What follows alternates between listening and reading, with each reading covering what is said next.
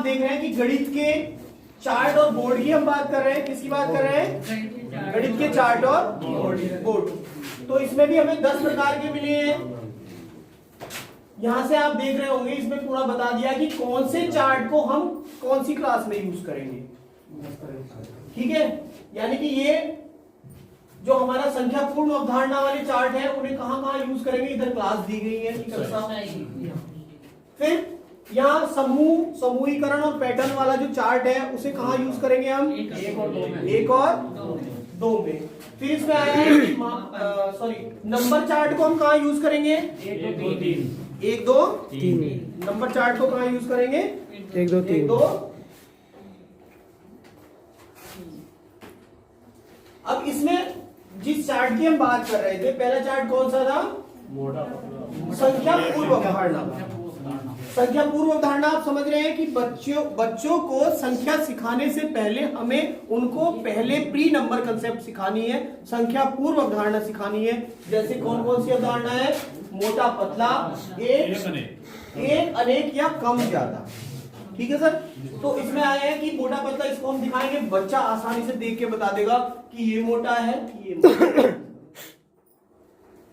यदि बच्चा ये कहने लगे कि सर मेरी समझ में नहीं आ रहा, सिद्ध करके बताओ ये कैसे मोटा है, तो कैसे सिद्ध करके बताएंगे? कोई बताएगा प्लीज? यदि बच्चा यूं कह दे कि जी मुझे तो दिखाओ करके कैसे है, तो इसमें जो मैथ किट मिलेगी उसमें एक हमें रस्सी दी गई है। हम क्या करेंगे कि यदि मैं कहूं कि ये पेन मोटा है कि ये पेन मोटा है, तो उसमें क्या करेंगे, हम ऐसे लपेट के दिखा देंगे कि ये कितनी रस्सी घेर रहा है, इतनी, ये कितनी घेर रहा है, तो उससे मेजर करके बता देंगे। ऐसी सिचुएशन भी आ सकती है। तो मोटे पतले का हम किस तरह से भी बता सकते हैं। फिर इसमें एक अनेक की बात कि कम या कम ज्यादा, तो इधर कम है कि उधर कम है? किधर कम है सर? सीधे हाथ की तरफ। उधर कम है, इधर ज्यादा है, तो ये कम ज्यादा की समझ भी हम करा देंगे। फिर हम पूछ लेंगे कि इस वाले गमले में ज्यादा फूल है कि इस वाले में ज्यादा फूल है, तो बच्चा बड़ी आसानी से बता देगा। जी सारे सबसे कर लेगा क्या? किसके भी और भी कर ले सर। किसके पास रहता है? ये रखता था, क्या भी करे था। इसके बाद हम देखेंगे कि सबसे लंबा या ऊंचा कौन है। सबसे लंबा या ऊंचा कौन है? तो सबसे लंबा इसमें देख के बताएंगे कि सबसे लंबे की बात करें तो इसमें देखो कितनी चीजें दिखाई पड़ रही है। तो ये देखो इस चित्र में 4, 1 2 3 4। सबसे लंबा कौन है? खजूर का पेड़। किस चीज का पेड़? खजूर का पेड़। बच्चा अपने आप बता देगा, क्योंकि उसके परिवेश में पाया जाने वाला पेड़ है। फिर वाले की बात करेंगे, हम इन 2 चीज को दिखा रहे हैं।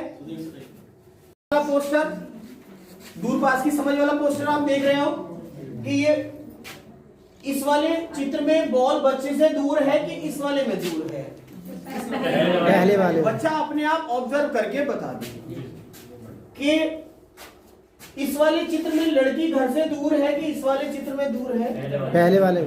या फिर हम ऊपर नीचे की समझ बता देंगे कि यहाँ नाव पुल के नीचे है कि ऊपर है, कि यहाँ लड़का पुल के ऊपर है कि नीचे है। तो इस तरह से हम देख के बता देंगे। ये बहुत सारी चीजें हैं जो संख्या, अंदर बाहर की समझ, दाएं बाएं की समझ। ये इसके बाद है कि मापन। आपने देखा भी होगा कि जब हम मापन पढ़ाते हैं तो मापन में पहले अप्रमाणिक मापों से पढ़ाया जाता है। अप्रमाणिक से पढ़ाया जाता है कि नहीं पढ़ाया जाता है?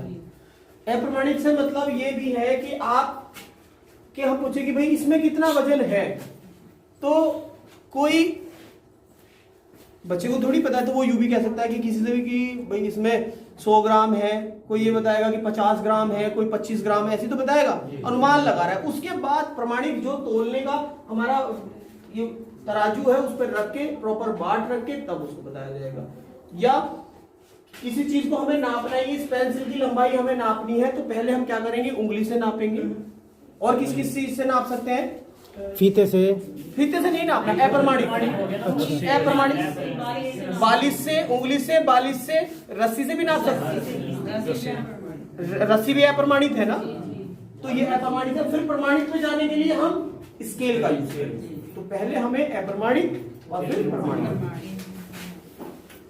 इसके बाद आता है कि समूह और समूह और पैटर्न या समूह और वर्गीकरण।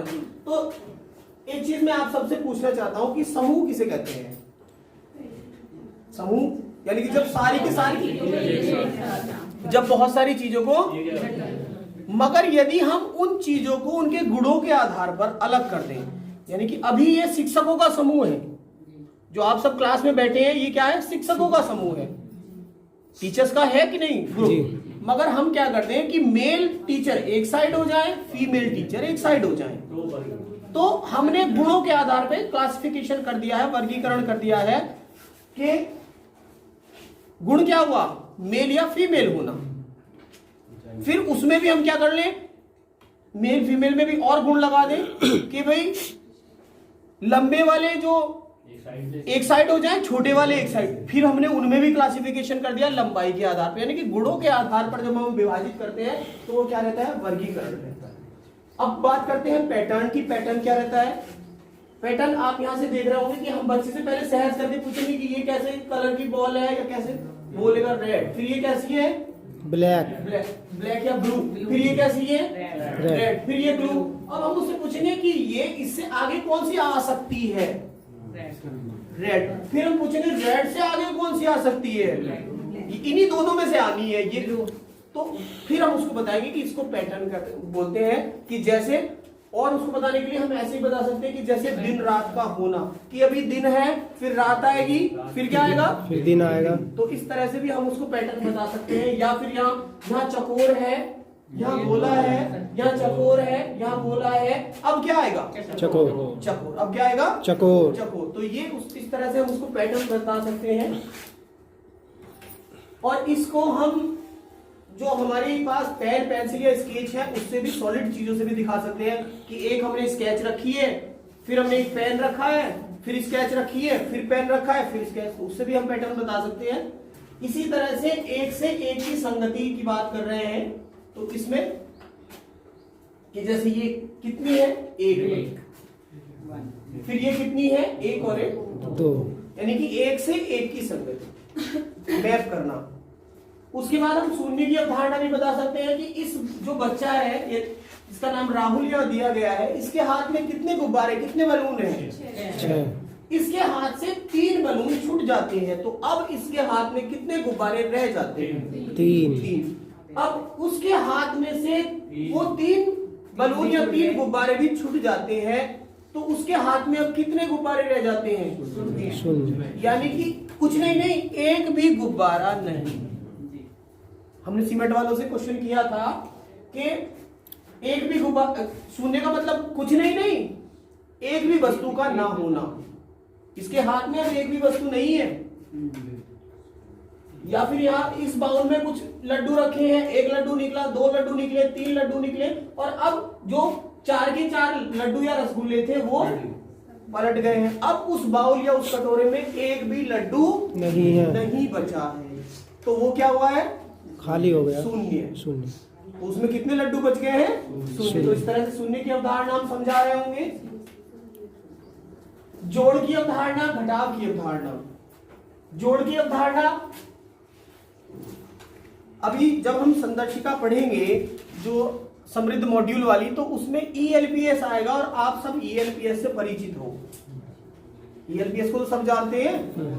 जो हमें बताया गया है मॉड्यूल में, जो 3 हस्त पुस्तिकाएं दी गई हैं, उसमें ELPS की अवधारणा पर बात की गई है। E का मतलब है एक्सपीरियंस विद रियल ऑब्जेक्ट, यानी कि हम रियल ऑब्जेक्ट से क्या करें? एक्सपीरियंस करें। यदि मैं कहूं कि इस क्लास में कितने दरवाजे हैं? एक और एक दो। कितने दरवाजे हैं? तो बच्चा इसे छू सकता है, देख सकता है। फिर मैं क्या करूं? इस दरवाजे का फोटो यहां बना दूं बोर्ड पे, एक दरवाजा, एक और दरवाजा, फिर उन दोनों को जोड़ के आगे फिर 2 फोटो मैंने बना दिए दरवाजे के, तो मैं उसका पिक्चराइजेशन कर रहा हूं। EL लैंग्वेज यूज का मतलब इस दरवाजे या इस गिनने को हम क्या बता सकते हैं? ऐसे भी बता सकते हैं कि किसी कहानी या कविता के माध्यम से भी उस चीज को बता रहे हैं, या इसमें इसको एक्सप्लेन करने में जो हम लैंग्वेज यूज कर रहे हैं तो वो L है। ELP पिक्चराइजेशन उसका कर दिया है। फिर उसके नीचे सिंबल बना दिए, जैसे यहाँ दरवाजा न लेके इन्होंने कैप के फोटो बनाए हैं। कितने कैप है? 4। हम यहाँ 4 दरवाजे भी ले सकते थे, तो पिक्चराइजेशन हो रहा है उसका। फिर यहाँ कितने हेड है? 2। यहाँ हम 2 दरवाजे भी ले सकते थे, और भी कोई 2 चीज, जैसे यहाँ ली गई है बॉल ली गई तो 2। फिर हमने इनके सिंबल इसके नीचे लिख दिए हैं, तो ये क्या हो गया? सिंबलाइजेशन। तो ELPS की पूरी कंसेप्ट यहाँ चल रही है, जोड़ में भी और ऐसे ही घटाव में चल रही है। ये ELPS की कंसेप्ट है, ऐसे ही भाग में चल रही है। ये आप देखोगे चित्र द्वारा भाग की अवधारणा को समझाना। एक एक वस्तु ली गई है, भाग का मतलब तो आप सबको पता है, बराबर बराबर बांटना ही तो है भाग जी। बराबर बराबर बांटना है कि नहीं? यानी कि ये 8 हमारे पास लाल गेंदे हैं और 8 ही व्यक्तियों में 8 है, कितने में बांटनी है? 8 में। कैसे बांटनी है? बराबर बराबर। तो हर एक के पास कितनी आएगी? 1। जैसे हमारे पास अब ये, हम तो इन्हें बर्फी के पीस कह रहे हैं कि हमारे सोन पास पापड़ी 8 है या सोन पापड़ी है, तो अब उसमें कितने में हमें बांटनी है? 4। हर एक पे कितनी कितनी आएगी? 2। इस तरह से तो हम भाग को भी दिखा सकते हैं ELPS के थ्रू। ये तो पिक्चराइजेशन किया है, हम असल रियल में भी तो बॉल या गेंद लेके बांट सकते हैं जी। सर पेपर से भी हम बांट सकते हैं। और इसमें हम क्या करेंगे, इसके बाद है 2D और 3D आकृति का ज्ञान। अच्छा, कोई हमारे साथी बताएंगे कि 2D या द्विविमीय जो चीजें होती हैं उसमें क्या होता है? लंबाई चौड़ाई होती है जी। 3D में क्या होती है? लंबाई, चौड़ाई और मोटाई। लंबाई, चौड़ाई और मोटाई। ऊंचाई या मोटाई, 3 चीजें आ जाती हैं। ठीक है, तो इसमें से हम उन्हें डिफरेंट, जैसे हमारे पास बॉल है, बॉल 2D होगी कि 3D होगी? 3D। इसके बाद हमारे पास ये अंडा है, एग है, 2D होगी कि 3D होगी? अंडा 3D। शंकु है हमारे पास 3D। इसमें उन्होंने एग्जाम्पल भी दिए हुए हैं, गोले का बॉल, जी। ये दीर्घ वृत्ताकार का अंडा दे दिया है, जैसे बेलन का इन्होंने सेल दे दिया है जी। समझ रहे हो आप? यदि मैं ये पूछूं कि ग्लास जो है हमारे पास, ग्लास होता है वो 2D है कि 3D है? अच्छा, तो उसमें उसकी लंबाई है जी। चौड़ाई है ऊंचाई है। उसमें हम बता सकते हैं कि कौन सी लंबाई है कौन सी ऊंचाई है? लंबाई और ऊंचाई एक ही होती है। देखता हूँ, बाहर ग्लास रखा है तो मैं अभी लेके आता हूँ। देखो 13 मिनट की सब वीडियो 13 मिनट की हो गई वीडियो। ये देखो ये ग्लास है, ये 2D है 3D है? 3D होना चाहिए। 3D है ना जी। तो मुझे आप ये बताओ कि इसमें इसकी लंबाई कौन सी है? ये वाली। ऊंचाई जी। चौड़ाई कौन सी है? ये परिधि। ऊंचाई कौन सी है? ऊंचाई भी लंबाई एक ही ऊंचाई कह सकते हैं, लंबाई कह सकते हैं। हाँ, यदि बच्चा इसमें कंफ्यूज हो कि जी ये तो 3D में समझ में नहीं आ रही, आप कैसे बता रहे हो, तो 2D और 3D में एक चीज और बता सकते हैं कि जिसमें हम कुछ चीज भर सकते हैं वो 3D होता है। जैसे हम इस ग्लास में कुछ भर सकते हैं कि नहीं भर सकते? 2D 3D को याद रखने का तरीका है, हम पेपर में कुछ भर सकते हैं क्या? नहीं। मगर ग्लास में भर सकते हैं। तो ये भी हम डिफरेंशिएट कर सकते हैं कि जिसमें हम कोई चीज भर सकते हैं वो क्या रहता है? 3D। डेफिनेशन को हम उसको सही कर सकते हैं थोड़ा सा। इसमें हम नेक्स्ट चलते हैं कि जो हमें चार्ट मिलने वाले हैं वो किस तरह के मिलेंगे। तो यहाँ से आप देख रहे हो जोड़ने के लिए चार्ट, संख्या चार्ट, अवधारणा बोर्ड, फिर ये आ गया है गुणा वाला चार्ट, फिर गिनने के लिए, फिर ये डॉट, फिर अवधारणा बोर्ड। कैसे उपयोग करेंगे इस पर नेक्स्ट हम बात कर रहे हैं। गिनना सिखाने के लिए बोर्ड। सर लगभग 15 मिनट की वीडियो है। कोई नहीं। तो इसमें आप देख रहे होंगे कि गिनना सिखाने के लिए हमारे पास, देखो ये आप सब तो जान रहे होंगे कि हमारे पास 2 है जी। किसी भी संख्या में 3 चीज होती है, क्रमांक, उसका मान और उसकी एक क्या चीज और होती है उसके अंदर मात्रा। इस एक तो होता है संख्या जी का नाम, जैसे हम 2 कह रहे हैं, फिर एक उसका क्रमांक होता है, छठवां, सातवां, दूसरा, तीसरा। ऑर्डिनल 2 टाइप के होते हैं ना, ऑर्डिनल नंबर, ऑर्डिनल नंबर। उसके बाद एक उसके अंदर की कितनी क्वांटिटी है, इंग्लिश में आप सही समझो कितनी क्वांटिटी है।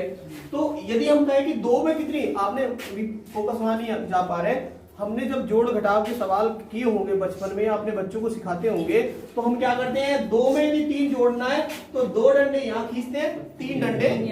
अब आप समझ गए होंगे कि 2 में कितनी मात्रा है, तभी तो 2 डंडे खींच रहे हैं। तो जब आप डंडे खींच रहे थे, क्या उस टाइम आपको पता था कि डंडे हम क्यों खींचते हैं? बस ये था कि हमारे सर ने बता दिया था कि 2 के नीचे 2 खींचने, 3 के नीचे 3, 4 के नीचे 4, मगर वो असल में है क्या, वो उसकी मात्रा को प्रेजेंट करता है कि 5 में कितनी मात्रा है, 5, जिसको हम डंडे से शो कर रहे थे। 9 में कितनी मात्रा है, 9। 0 में कितनी मात्रा है, 1 भी है। तो यदि हम बच्चे को गिनना सिखा रहे हैं तो क्या करेंगे, हम पत्थर, कंकड़, चौके, टुकड़े, कुछ भी चीज बाहर से लाने के लिए कहते हैं कि भाई 1 में रख दो 1, 2 में रख दो 2, 3 में रख दो 3। तो इस तरह से हम सिखाएंगे।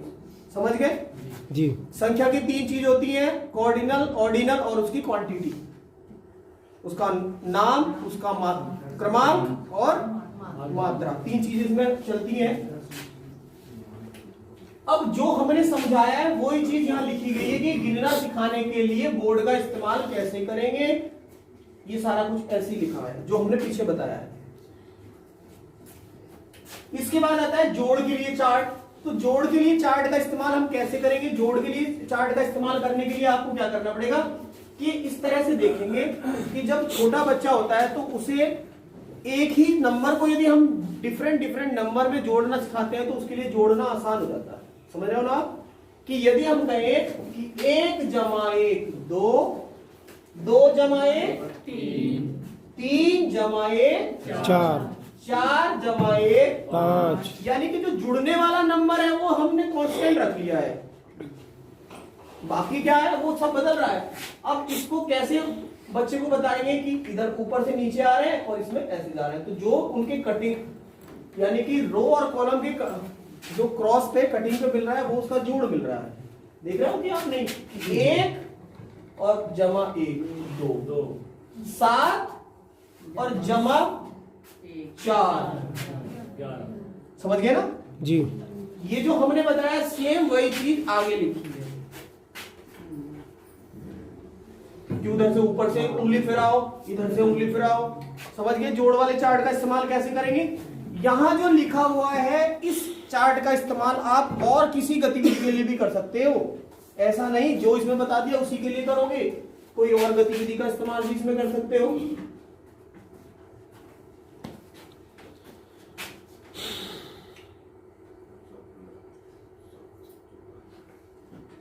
यदि हम इस रो को छोड़ दें तो ये क्या बन रहा है, नहीं इसको नहीं छोड़ने से बन रहा, संख्या चार्ट में ही जाना पड़ेगा। फिर हम संख्या चार्ट में पहुंचते हैं। तो संख्या चार्ट में हमें क्या बताना है, संख्या चार्ट में संख्या क्या है, पैटर्न ही तो है जी। संख्या क्या है, पैटर्न है। इसमें आप देखोगे कि किस तरह से बढ़ रहा है, एक बढ़ रहा है। यदि हम 2 के पहाड़े की बात करें तो उसमें पैटर्न क्या बढ़ जाता है, 3 के पहाड़े की बात करें 3, क्या 2 का पहाड़ा 20 पे ही आके खत्म हो जाता है, नहीं। जो हमारे पहाड़े या टेबल है ये किस पे चलते हैं, दहाई पे। किस चीज पे काम है, अपवर्तक और अपवर्तीय वाला कंसेप्ट पढ़ा है आपने जी, कि 2 के अपवर्तीय है कि अपवर्तक है, 2 का पहाड़ा 2 के अपवर्तक है कि अपवर्तीय है, अपवर्तीय। कितने लोग हमारे साथी मानते हैं कि वो अपवर्तीय है, कंफ्यूजन हो जाता है सर इनमें। हाँ इनमें कंफ्यूजन होता है, तो इसके कंफ्यूजन की एक ही दवाई है, देखो कि अपवर्तक तक होना निश्चित, और जो निश्चित है, क्या 2 का पहाड़ा निश्चित है, नहीं। तो ये क्या है, अपवर्तीय। जो तक है वो निश्चित है, अब कंफ्यूजन कभी नहीं होगा। जो यदि मैं कहूं 2 4 6 8 10 12 तो ये निश्चित है क्या, ये तो चलता जा रहा है, तो ये अपवर्तक नहीं हुआ, अपवर्तीय हुआ। अपवर्तीय हुआ कि नहीं हुआ जी। मगर यदि मैं कहूं कि 4 के अपवर्तक, तो 4 के अपवर्तक निश्चित हो जाएंगे। वो मैडम भी बिल्कुल सही कह रही हैं कि 2 1 2 और 4 वो निश्चित है। उनकी संख्या जो है कैसी है? निश्चित है। उनकी संख्या कैसी है? निश्चित है। अपवर्तक निश्चित होता है और अपवर्तीय, ये आप डिफरेंशिएट कर लेंगे। अनिश्चित। क्वेश्चन आते हैं, ये पूछ लेते हैं कभी कभी, और कोई भी पूछ लेता है अपवर्तक अपवर्तीय। तो ये जो संख्या चार्ट पढ़ाने का हमारा मेन यही है कि इसमें संख्याओं का जनरलाइजेशन हो। हम बच्चे से कहें कि भाई इस 1 को इस 10 में जोड़ो, कितना आया? 11। हमें तो पता है 11 आएगा। फिर हम कहेंगे इस 2 को इस 9 में जोड़ो, कितना आया? कि सर जी अभी भी 11 आ रहा है, कितना बढ़िया। हम कहेंगे अब इसे इसमें जोड़ो, अब बताओ कितना आया? अभी भी तो 11 ही आएगा। 11 ही आएगा। तो उसे, जिसे नहीं पता, यानी कि जो सीख रहा है, जो बिल्कुल एकदम फ्रेश लर्नर है, उसके लिए तो बड़ी मजे की चीज होगी कि कुछ भी रख दो वो 11 ही आ रहा है। कि चाहे 1 को 10 में जोड़ लो तभी भी 11 है, 2 को 9 में जोड़ लो तभी भी 11 है। तो उसके लिए हम गणित पढ़ के आ चुके हैं, हमारी जो है उम्र बीत गई है गणित सीखते सीखते, पढ़ते पढ़ते, एग्जाम देते देते, तो इसलिए हमें अजीब नहीं लग रहा है। मगर जिसने पहली बार गणित सीखा होगा, जिसने पहली बार एक को 10 में जोड़ा होगा और 2 को 9 में जोड़ा होगा, उसके लिए बहुत इंटरेस्टिंग होगी ये चीज। कितनी बढ़िया बात है, कितना अच्छा पैटर्न है, कुछ भी उठाओ 11 ही आ रहा है। फिर हम क्या करेंगे, इसमें और जनरलाइजेशन करा सकते हैं, ऐसे भी पूछ सकते हैं। यही नहीं, ये जो हम आगे देखेंगे इसमें यही बताया गया है, जो लिखा हुआ है इसमें यही बताया गया है, जो हम बता रहे हैं कि 1 में इससे इसमें जोड़ो तभी भी 11 है, इसे उसमें जोड़ो तभी भी 11 है। मगर हम इसके ऊपर और बच्चों से फोकस करा सकते हैं। हम कहेंगे कि भाई 1 से 20 में पूछ लो, 50 में पूछ लो, 100 में पूछ लो कि 0 कितनी बार आ रहा है। कभी इकाई में पूछ लो, कभी दहाई में पूछ लो, या ऐसे पूछ लो कि 1 से 100 में 1 दहाई में कितनी बार आ रहा है, इकाई में कितनी बार आ रहा है। तो उसे वो दोबारा इस पैटर्न पे जाएगा, फिर खोजेगा कि दहाई की बात कर रहे हैं, 1 यहाँ, 1 यहाँ, 1 यहाँ, ऐसे काउंट करके बताएगा। तो इस तरह से है कि जनरलाइजेशन ऑफ नॉलेज है। अवधारणा चार्ट क्या है? अवधारणा चार्ट का मतलब है कि आप जोड़ना सिखा रहे हो, कोई भी अवधारणा सिखा रहे हो, उसका प्रयोग, इस चार्ट का प्रयोग उसमें कर सकते हो। यदि आप भिन्न सिखा रहे हो तो भिन्न समझाने के लिए भी इसका इस्तेमाल कर सकते हो। जोड़ना सिखा रहे हो तभी भी कर सकते हो, गुणा सिखा रहे हो तभी भी कर सकते हो। यानी कि गुणा क्या है, कोई बताएगा? एक समान संख्या को बार बार जोड़ रहे तो गुणा है। यदि आपको 2 को 10 बार जोड़ना है, 2 को कितनी बार जोड़ना है? 10 बार। तो 2 खाने कलर किए, फिर ये 2 खाने, फिर ये 2 खाने, तो हम 10 बार कर देंगे ना कलर। तो गुणा इसी से सिखा देंगे। जोड़ना सिखा रहे, मानो 2 + 3 सिखा रहे, तो पहले तो 2 खाने कलर कर दिए, फिर 3 कर दिए, फिर उनसे, यानी कि इसमें हम क्या ला रहे हैं, उसी चीज को वैरायटी से समझा रहे हैं। वैरायटी ऑफ मीन हमारे पास हो रहे हैं। तो ये हो गया अवधारणा बोर्ड। जो हमने बात बताई थी वो यहाँ लिखा हुआ है, इस पे एक्सप्लेन करने की आवश्यकता नहीं है, आप समझ गए होंगे। अवधारणा बोर्ड पे हम स्थानीय मान भी सिखा सकते हैं, इसे आप ये देख रहे हैं, स्थानीय मान भी सिखाया जा सकता है।